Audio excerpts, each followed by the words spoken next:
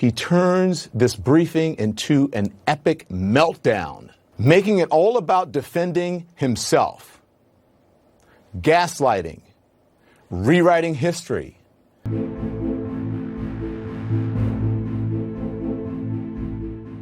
This was as close to a meltdown as you ever want to see from a U.S. president.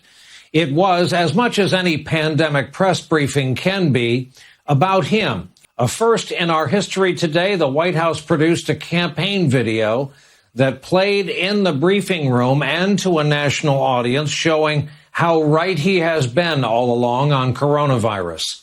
That is the biggest meltdown I have ever seen from a president of the United States in my career. I don't think a reasonable person could watch what we just saw over the last hour and conclude that the president is in control. He sounds like he is out of control. I mean, I think this was a total meltdown that the president had in that briefing earlier today. I've not seen him that off the rails since the days of Charlottesville. But one thing we should point out about that video, which looked straight out of Beijing or Pyongyang, I mean, there were White House officials who were working on that video this afternoon. So that video, campaign-style video, propaganda video, whatever you want to call it, was paid for with your tax dollars. And the incredible thing is it really wasn't about the pandemic. It was all about Donald Trump. He started with a campaign-style video, something like I had never seen before in the White House briefing room. And he actually told me, this is a direct quote, "Everything we did was right."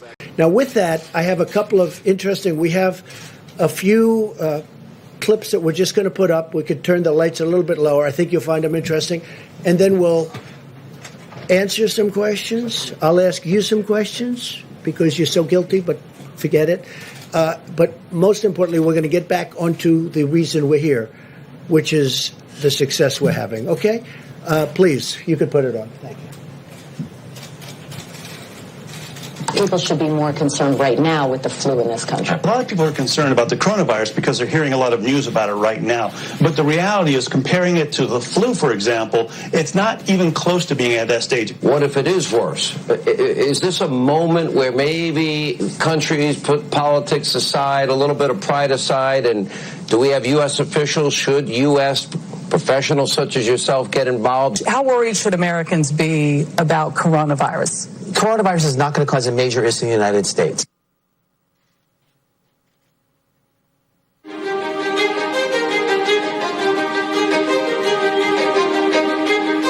Well, we've asked them to accelerate whatever they're doing in terms of a vaccine.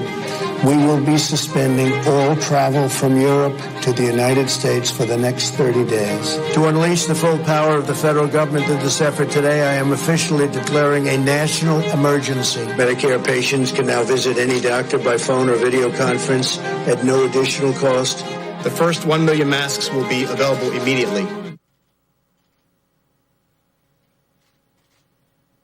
As there were more cases, and it was clear that it was spreading out of China, where it originated, the president took this move that he was widely criticized for by Democrats and even some Republicans at the time, which was he halted a number of flights from China into the U.S. The idea was to halt the spread of the disease, keep transmissions to a minimum. He was accused of xenophobia. He was accused of making a racist move. At the end of the day, it was probably effective because it did actually take a pretty aggressive measure against the spread of the virus.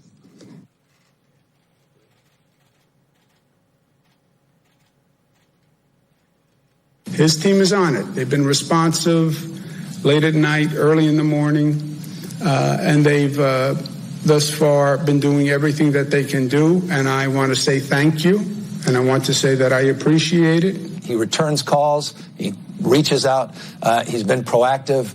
We got that Mercy ship down here in Los Angeles. That was directly because he sent it down here. 2,000 medical units came to the state of California, these FMS, these field medical stations.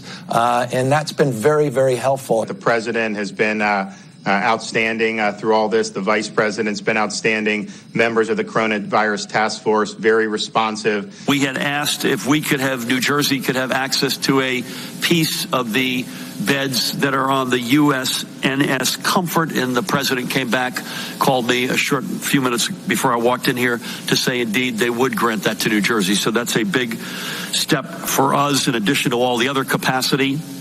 That news is literally hot off the press, and I thank the president and vice president who are on the call together. President Trump approved Arizona's request for a presidential major disaster declaration. I want to thank the president for a quick turnaround.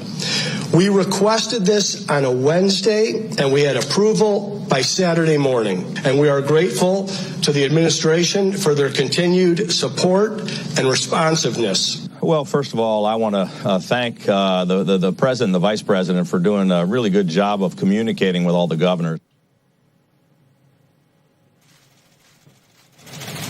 So we could give you hundreds of clips like that from governors, including Democratic, or Democrat as I call them, governors, which is actually the correct term. We could give you hundreds of clips just like that. We have them. We didn't want this to go on too long, but I just want to say it's, it's very sad when people write false stories like, in that case, I guess it was gotten mostly from the New York Times, which is a highly... I mean, if you had libel laws, they would have been out of business even before they'll end up going out of business.